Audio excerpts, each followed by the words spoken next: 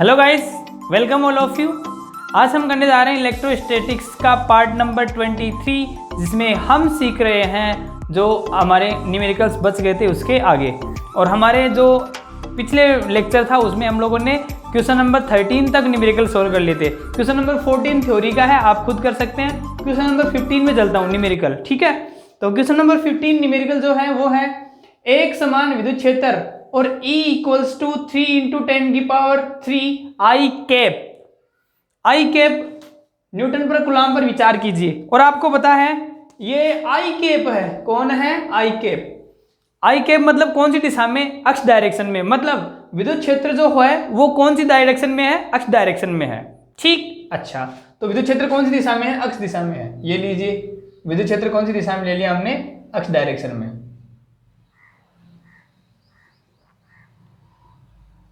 फिर क्या बोल रहा है? इस क्षेत्र का 10 सेंटीमीटर भुजा के उस पार्श्व से जिसका तल YZ के समांतर है से गुजरने वाले फ्लक्स का मान क्या होगा? आपके पास क्या है? एक 10 सेंटीमीटर भुजा का पार्श्व है मतलब एक 10 सेंटीमीटर भुजा का आपने वर्ग ले रखा है, ठीक है, ओके। और उस वर्ग के पृष्ठ में से कितना फ्लक्स गुजरेगा वो हमें बताना है। और वो जो पृष्ठ है ना, जो आपने वर्ग लिया है 10 सेंटीमीटर भुजा का, वो क्या है कि इसका तल YZ के समांतर है। आप मेरे को बताओ, क्या आप लोग ये जानते हो ये अक्ष डायरेक्शन है, ये Y डायरेक्शन है, ये Z डायरेक्शन है। अगर इसको अक्ष मानते हैं तो ये YZ और मानने पड़ेंगे। मतलब जो वर्ग है वो कौन से, उसका तल कौन से तल में स्थित है? YZ में स्थित है। YZ के समांतर मतलब YZ में होना। तो बताओ, जब वो YZ में है, मान लीजिए ये आपका वो पृष्ठ है जिसकी भुजा कितनी है? 10 सेंटीमीटर।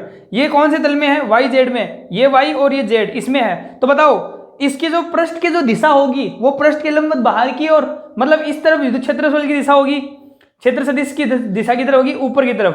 क्षेत्रफल सदिश क्या होता है? पृष्ठ के लंबवत बाहर की ओर, पृष्ठ के लंबवत बाहर की ओर। तो बताओ वो कौन से तल में स्थित है? YZ में। ये रहा। तो बताओ इस पृष्ठ की दिशा कौन सी दिशा में होगी? अक्ष दिशा में होगी, जो इसके लंबवत होगी। बात समझ में आ गई? अच्छा, मतलब इस क्षेत्रफल सदिश, तो हम लोग एक लाइन लिख लेते हैं।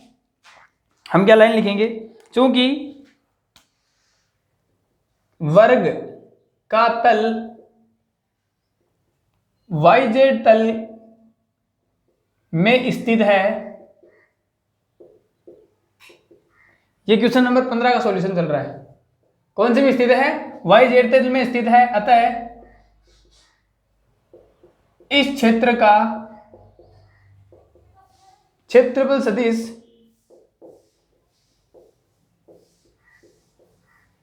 कौन सी दिशा में होगा? इनके लंबवत। और YZ के लंबवत कौन होता है? अक्ष। तो कौन सी में होगा? क्षेत्रफल सदिश अक्ष दिशा में होगा।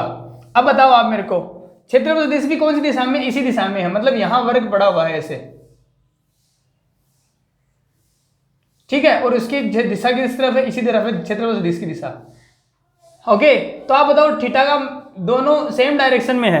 आई कैप, ये भी कौन है? आई कैप, और ये भी कौन है? आई कैप। तो अब आप मेरे को बताइए, हमें फ्लक्स का मान बताना है। तो फाई बराबर होता है आपके पास E vector dot S vector.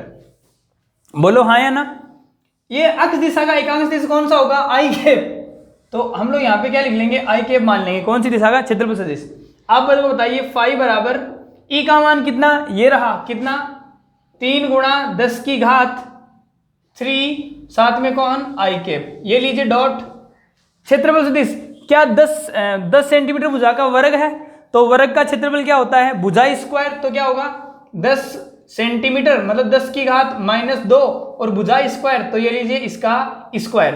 और इसकी दिशा कौन सी दिशा में? अक्ष दिशा में। और अक्ष दिशा में क्या होता है? आई कैप। तो ये लीजिए कौन? आई कैप। और इन दोनों के बीच में प्रोडक्ट कौन सा है? डॉट। अब जब आप डॉट प्रोडक्ट सोल्व करते हैं तो परिमाण से गुणा होता है और दिशा से होती है। समझ में आया कि नहीं आया? तो परिमाण को परिमाण से कर दीजिए। तो फाई E बराबर परिमाण कितना?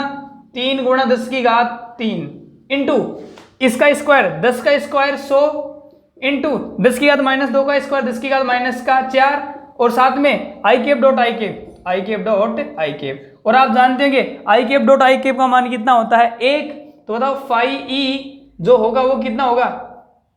3 इंटू 300 तो ये हो जाएगा 300 इंटू 10 की पावर देखो कितने दिख रहा है, ये कितना है 10 की पावर 3, ये कितना दिख रहा है 10 की पावर -4, कितना हो जाएगा 10 की पावर -1 ठीक है। क्या 10 की पावर -1 से कैंसिल हो जाएगा, तो 5e बराबर कितना आ जाएगा 30। और फ्लक्स का जो यूनिट होती है, फ्लक्स का मात्रक वो कौन होता है, Newton into metre square per coulomb. तो फ्लक्स का मान कितना होगा, इतना होगा। ये 15वां का कौन सा क्वेश्चन था, ए था। ठीक है, अब 15वां का बी वो देख लीजिए। ये 15वां का बी, इसी वर्ग से गुजरने वाले फ्लक्स का मान कितना होगा यदि इसके तल का अभिलंब अक्ष से 60 डिग्री का कोण बना रहा है। मतलब ये जो तल है ना, ये जो अभिलंब तल, मतलब अभिलंब क्या होता है, क्षेत्रफल के लंबवत, और क्षेत्रफल के लंबवत कौन जाता है, क्षेत्रफल सदिश। तो बताओ क्षेत्रफल सदिश इस बार यहां नहीं है, ऐसे है, इस दिशा में है। तो बताओ ये कितना कोण बना रहा है, 60 डिग्री। तो बताओ दोनों के बीच में कोण कितना है, 60 डिग्री। तो बताओ फाई बराबर क्या होता है, E vector dot S vector. इसको ओपन कर लीजिए, क्या हो जाएगा, ई एस कोस थीटा का मान कितना, 60 डिग्री। ई का मान रख दीजिए, बोलो ई का मान कितना, ये रहा 3 गुणा 10 की घात 3 इंटू एस का मान भुजा का स्क्वायर, तो 10 सेंटीमीटर, तो 10 गुणा सेंटी मतलब 10 की घात -2 का होल स्क्वायर, और इंटू कोस थीटा, थीटा का मान कितना 60 डिग्री। बताओ सोल्व करो, ये 3 गुणा 10 की घात 3 गुणा, देखो 10 का स्क्वायर 100 गुणा 10 की पावर कितनी -4, और आप जानते हैं कोस 60 का मान 37 के बराबर कितना 1/2।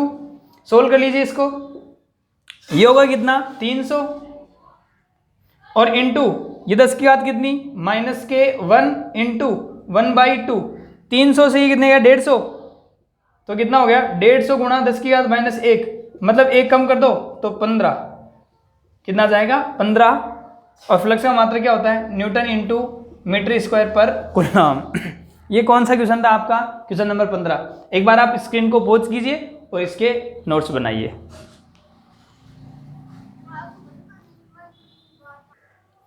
अगला क्वेश्चन है क्वेश्चन नंबर 15 के एक समान विद्युत क्षेत्र का 20 सेंटीमीटर भुजा के किसी घन से, अब हमने क्या लिया है, घन लेना है, और उसकी भुजा कितनी है 20 सेंटीमीटर, जो इस प्रकार अभिविन्यासित है कि उसके फलक निर्देशांकों के समांतर है, जो इस प्रकार से विन्यासित है कि उसके फलक निर्देशांकों के समांतर है, मतलब समान दिशा में है।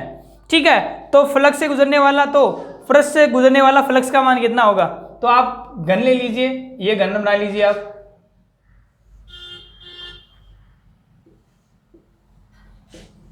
ये लीजिए घन। ठीक, और ये क्या बोल रहा है, ये बोल रहा है कि क्या, कहां गया, ये रहा, जो इस प्रकार से विन्यासित है कि उसके फलक निर्देशांकों के तल के समांतर है। जो इसके फलक है ना, वो फलक वो निर्देशांक के तल के समांतर है, मतलब ये और ये, मतलब ये जो फलक है ना अक्ष वाई और जेड वाले, वो विद्युत क्षेत्र के समांतर है। बात समझ में आ गई आप लोगों को, ओके। मतलब अब आपको पता है विद्युत क्षेत्र कौन सी दिशा में है, अक्ष दिशा में है, तो विद्युत क्षेत्र कौन सी दिशा में, इस दिशा में, ऐसे बोलो है कि नहीं है। अब आप मेरे को बताओ, क्या विद्युत क्षेत्र इस दिशा में है। अब आप थोड़ा ध्यान से देखिए, जितनी बल रेखाएं इसमें प्रवेश कर रही है उतनी बल रेखाएं बाहर निकल रही है, अरे हाँ ना। और आपने पढ़ा हुआ है क्या कि प्रवेशित फ्लक्स का मान नेगेटिव होता है और निर्गत फ्लक्स का मान पॉजिटिव होता है, तो जितना नेगेटिव उतना पॉजिटिव। बताओ फ्लक्स का मान कितना हो जाएगा 0, तो आप लाइन लिख देंगे, क्योंकि घन से निर्गत फ्लक्स एवं प्रवेशित फ्लक्स एक समान होगा, अतः घन से संबंधित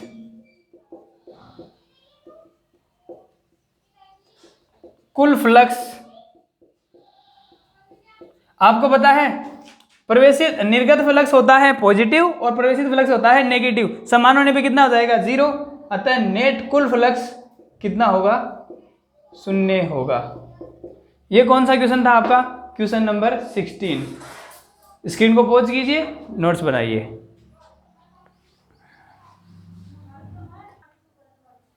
अगला क्वेश्चन है क्वेश्चन नंबर 17, किसी बॉक्स के पृष्ठ से गुजरने वाला फ्लक्स इतना है।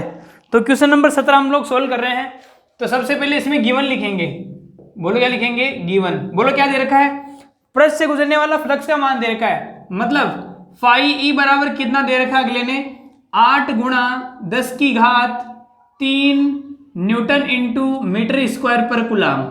ठीक है, ओके। अब क्या बोलता है ये, इसका ए भाग, ये क्या बोल रहा है, बॉक्स के भीतर नेट आवेश कितना है। आपके पास एक बॉक्स है इस प्रकार से, ठीक है, इस बॉक्स में कोई आवेश आपने रखा हुआ है और उससे जो फ्लक्स बाहर निकल रहा है, ये निर्गत फ्लक्स है ना, ओके, जो बाहर फ्लक्स निकल रहा है उसका जो मान है वो दे रखा है इतना। तो क्यू का मान आपने पूछा है, तो आप याद करो गाउस का नियम। कौन सा नियम, गाउस का नियम। गाउस का नियम क्या कहता है, वो कहता है कि सर फाई बराबर sigma q upon epsilon not. बोलो होता कि नहीं होता, हमें किसका मान निकालना है, क्यू का। तो बोलो सिग्मा क्यू बराबर क्या हो जाएगा, फाई इंटू एप्सिलॉन नॉट। बोलो फाई का मान कितना दे रखा है, बोलो 8 गुणा 10 की घात 3 इंटू एप्सिलॉन नॉट का मान हमें पता है कितना, 8.85 गुणा 10 की घात -12। ठीक है, आप इसको सोल्व कर लीजिए। तो सिग्मा क्यू मतलब क्यू का मान आ जाएगा यहां से, तो क्यू बराबर कितना आ जाएगा, 10 की घात 3 और 10 की घात -12, 10 की घात कितने बच जाएंगे, -9। इसको इससे मल्टीप्लाई कर लीजिए, 8 पंजे 40, 4, 8 8 64, 64 और 4 72, 2 7, 8 8 64 64 और 7 71। तो ये कितना हो जाएगा, ये और दशमलव कितने बिंदु बाद में, 2 के बाद में, तो ये कितना जाएगा 71.2 इंटू 10 की घात -9। तो क्यू बराबर हम लोग इसको लिख सकते हैं क्या, 71.2, और ये 10 की घात -9 का मतलब होता है नैनो कूलम। तो कितना, नैनो कूलम। ये क्या हो जाएगा आपके पास, पृष्ठ से संबंधित कुल आवेश। फिर क्या बोल रहा है, यदि बॉक्स के पृष्ठ से, यदि बॉक्स के पृष्ठ से, ये इसका ए भाग था और इसका कौन सा भाग, बी भाग, यदि बॉक्स के पृष्ठ से नेट बहिर्मुखी फ्लक्स 0 हो तो आप क्या निष्कर्ष निकालेंगे, इस बॉक्स के जो निर्गत फ्लक्स का मान है वो कितना हो, 0 हो। तो इससे आप क्या निष्कर्ष निकालेंगे, बताओ। गाउस का नियम क्या कहता है, फाई बराबर क्या कहता है, sigma q upon epsilon not. तो अगर इसका मान 0 है, इसका मतलब सिग्मा क्यू का मान कितना होगा, 0 होगा। तो आप निष्कर्ष ये निकालेंगे क्या, कि या तो इसमें आवेश नहीं होगा, और अगर आवेश होगा तो सभी आवेशों का बीजगणितीय योग कितना होगा, 0 होगा। समझ में आ गया। तो इसमें आंसर आप ये लिखेंगे, ये जरूरी नहीं है कि उस बॉक्स के अंदर आवेश नहीं होगा, बट ऐसा जरूर हो सकता है क्या, कि उस बॉक्स के अंदर जो जितने भी आवेश है उनका बीजगणितीय योग कितना होगा, 0 होगा। समझ में आ गई। तो आप लोग इसके लाइन लिख देंगे। हम लिखेंगे बॉक्स के अंदर, क्या लिखेंगे, बॉक्स के अंदर उपस्थित सभी आवेशों का बीजगणितीय योग, बीजगणितीय योग 0 होने पर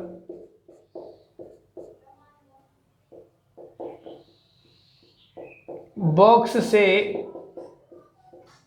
निर्गत फ्लक्स बताओ कितना होगा, 0 होगा। ओके, आसान था। ये था वो क्वेश्चन नंबर 17। स्क्रीन को पॉज कीजिए, नोट्स बनाइए।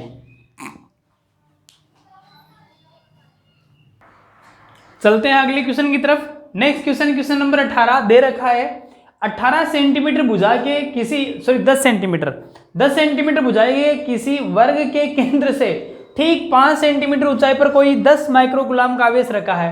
इस वर्ग से गुजरने वाले फ्लक्स का परिमाण क्या है, और वर्ग को 10 सेंटीमीटर किनारे के किसी घन का फलक मानिए। ओके, तो चलो हम लोग सॉल्व करते हैं। क्वेश्चन नंबर 18 का सॉल्यूशन। आपके पास क्या एक वर्ग पड़ा हुआ है, ये लीजिए वर्ग पड़ा हुआ है,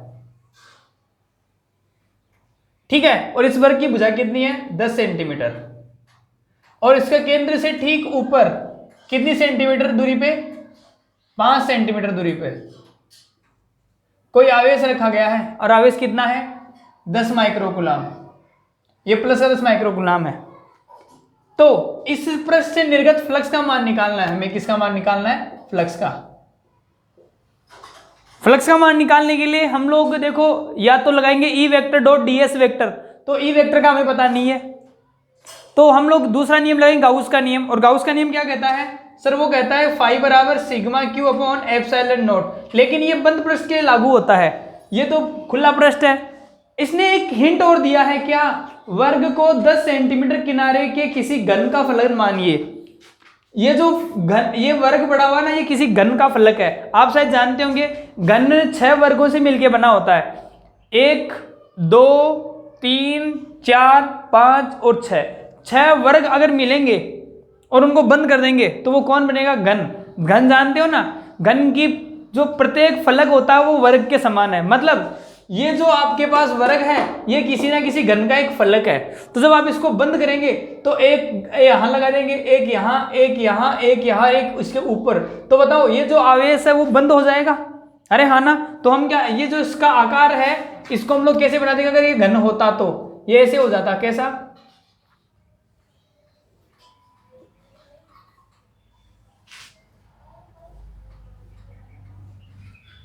बोलो हाँ या ना। और यहां बीच में आवेश होता है ये क्यू, ठीक है। और ये क्यू का मान कितना? 10 माइक्रोकूलाम।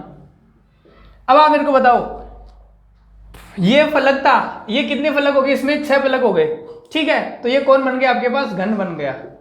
अब आप मेरे को बताओ, हम लोग जो फ्लक्स गाउस का नियम लगाते हैं वो बंद पृष्ठ के लिए लगाते हैं, तो अपन क्या लिखेंगे? घन से निर्गत फ्लक्स। बताओ फाई बराबर कितना होता है? Sigma q upon epsilon not होता है। अरे हाँ ना, तो सिग्मा क्यू का मान कितना है? क्यू बताओ कितना है? 10 माइक्रो। तो ये कितना? 10 माइक्रो मतलब 10 की घात माइनस का 6 divided by epsilon not. Epsilon not का मान कितना होता है? 8.85 गुणा 10 की घात माइनस के 12। ये इतना फ्लक्स होगा किससे? इस घन से। लेकिन हमें घन से नहीं चाहिए, हमें इस वर्ग से चाहिए। आप मेरे को बताओ क्या? चूंकि घन 6 फलकों मतलब वर्गों से, 6 फलकों से मिलकर बनता है,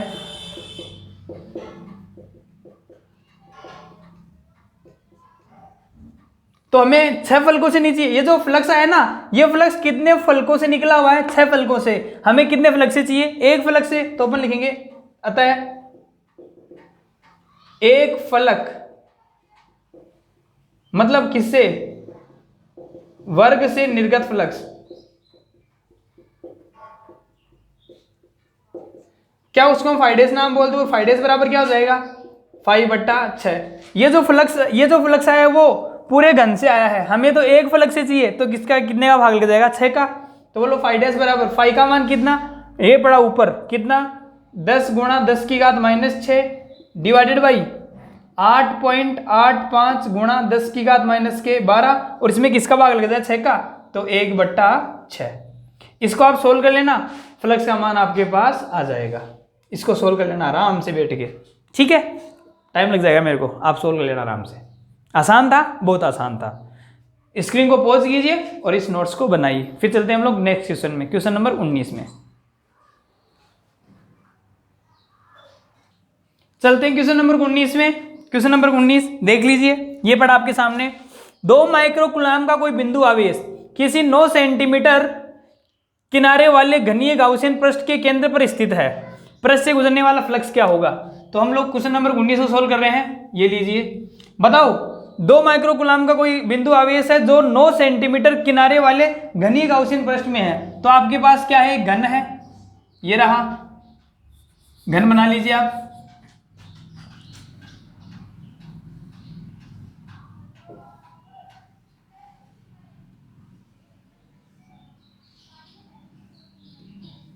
ये आवेश यहां उपस्थित है, ठीक है, इसके बीच में। और कितने माइक्रोकूलाम का?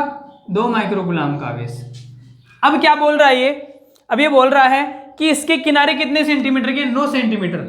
मतलब इसकी भुजा कितनी सेंटीमीटर है? 9 सेंटीमीटर। तो गाउसियन पृष्ठ के केंद्र पर स्थित है तो पृष्ठ से निर्गत फ्लक्स का मान क्या होगा? इससे निर्गत फ्लक्स का मान हमें बताना है। क्या आप जानते हैं ये बंद पृष्ठ में स्थित है और आपको पता है अगर बंद पृष्ठ में कोई आवेश स्थित है तो वहां पर लोग गाउसियन पृष्ठ मान सकते हैं उसको। तो ये कौन सा पृष्ठ हो गया आपके पास? गाउसियन पृष्ठ। और हम लोग कौन सा नियम लगा देते हैं यहाँ पे? गाउस का नियम। और गाउस का नियम क्या कहता है? फाई बराबर sigma q upon epsilon not. तो बताओ फाई बराबर क्या हो जाएगा? सिग्मा क्यू का मान। इस पृष्ठ में तो परिबद्ध कुल आवेश कितना है? 2 माइक्रो कूलम, मतलब 2 गुणा माइक्रो 10 की घात -6 divided by epsilon not. Epsilon not कितना होता है? 8.85 इंटू 10 की पावर -12 है। इसको सोल्व कर लेना, आंसर आपका आ जाएगा। ठीक है, बहुत आसान है, आप सॉल्यूशन आराम से कर लेना। ये कौन सा था? Question number 19। बहुत आसान है।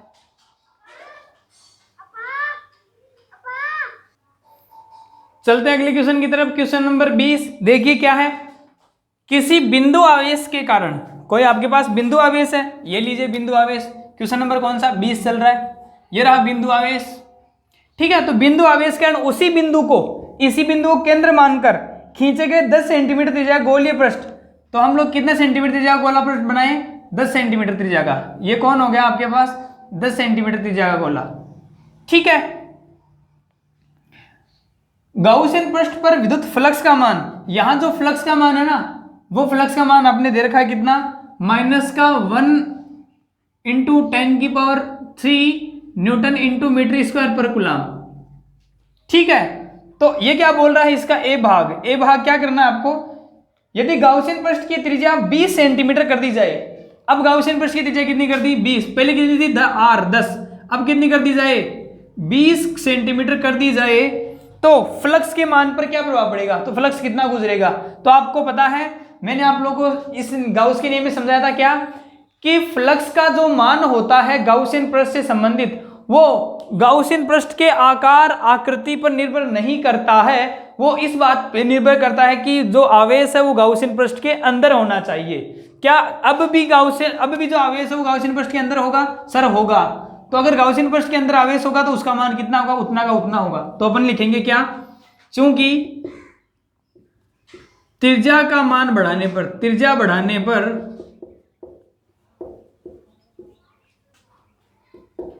गोले से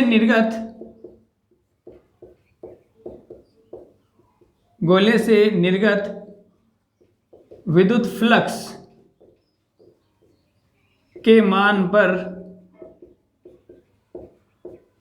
कोई प्रभाव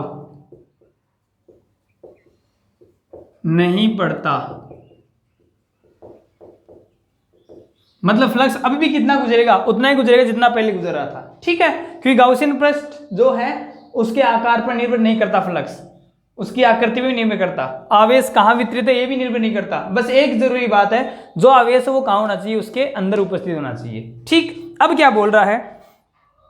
अब ये बोल रहा है बी, बिंदु आवेश का मान क्या होगा? इस आवेश का मान आपको याद करना कि आवेश का मान क्या होगा।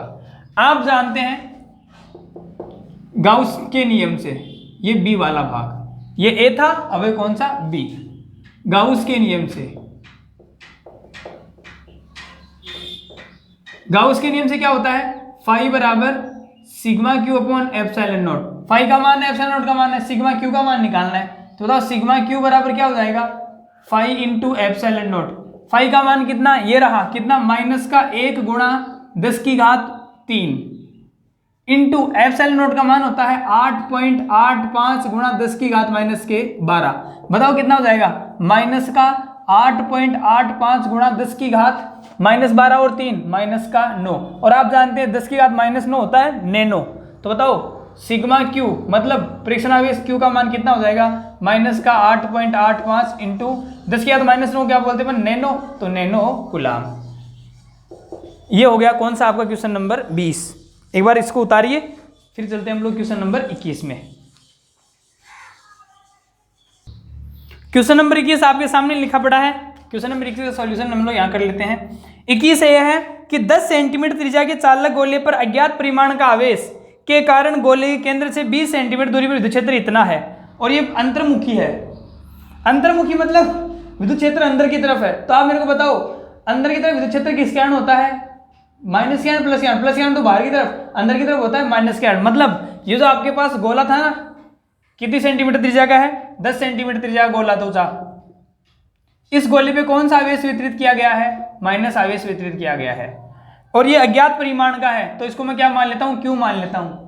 और ये क्या बोल रहा है कि केंद्र से कितनी दूरी पर? केंद्र से 20 सेंटीमीटर दूरी पर। क्या ये दूरी 20 सेंटीमीटर आ जाएगा? कोई बिंदु P है जहां विद्युत क्षेत्र की तीव्रता, अब एक बात बताओ, गोले के कारण विद्युत क्षेत्र की तीव्रता 3 स्थितियों में निकालनी थी। कहां कहां? बाहर, सतह पर और अंदर। बताओ ये बाहर है कि सतह पर अंदर है? देखो त्रिज्या कितनी है? 10 सेंटीमीटर। निकाल कर आ रहे हैं 20 सेंटीमीटर पे, तो सीधी सी बात है। बताओ ये जो बिंदु P है वो गोले के बाहर होगा? यस। तो हम लोग यहां पर लिखेंगे E आउट या E बाहर, और E बाहर का मान दे रखा है कितना? ये दे रखा 1.5 गुणा 10 की घात 3 न्यूटन पर कूलम। ठीक है, तो हमें किसका मान निकालना है? आवेश का। इस Q का मान हमें ज्ञात करना है। तो आप जानते हैं, हम क्या जानते हैं? E बाहर जो होता है उसका मान होता है, बोलो कितना? KQ/R²। यस और नो? अब हमें किसका मान निकालना है? देखो E पता है, K पता है, R पता है, तो Q बराबर क्या हो जाएगा? एक तरफ कर दो सबको, तो Q बराबर क्या? E × R² divided by K हो जाएगा। ये इधर और K आ जाएगा नीचे, तो Q बराबर, बोलो E का मान ये रहा 1.5 गुणा 10 की घात 3 इंटू R, दूरी कितनी है? 20 सेंटीमीटर, और इसका वर्ग, इसका स्क्वायर, तो 20 सेंटीमीटर 10 की घात -2 का whole square divided by K का मान कितना होता है? 9 गुणा 10 की घात 9। सोल्व करें इसको, चलो सोल्व करते हैं। तो Q बराबर, देखो आप ध्यान से, ये 3 से कट गया 3.5 बार, और ये गया 3 बार। सोल्व कीजिए इसको।